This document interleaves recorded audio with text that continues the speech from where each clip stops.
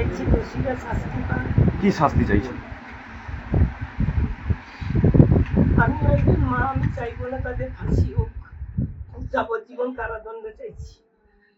আর চাইছি যে আমরা ভারতীয় জনতা পার্টি করি বলে আমরা আজকে ক্ষমতায় আসার জন্য আমাদের সভাপতি বিরোধী দলনেতা যখন বলছেন সুশৃঙ্খল ভাবে থাকতে,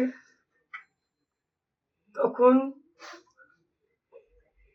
শাসক দলের যারা গরম গরম বক্তব্য দিয়েছিল যে 4 তারিখের পরে দিল্লির কোনো ভাব রক্ষা করতে পারবে না, সেটাই তারা দেখিয়ে দিল। আমি আজকে নতুন সরকার যে গঠন করবে তার কাছে জানাবো যে আমার ছেলের এই মৃত্যু যেন শাস্তিটুকু হয়। আমার ছেলে যদি অ্যাক্সিডেন্টে কোনো অঘটন ঘটতো, আমার মনে হয় এত কষ্ট হতো না। তাকে যেভাবে কষ্ট দিয়ে এতটাইরা মারলো, পুরো তৃণমূলেরই সাজানো গল্প। কি কারণে মৃত্যু হতে পারে বলে আপনি মনে করছেন মা হিসাবে?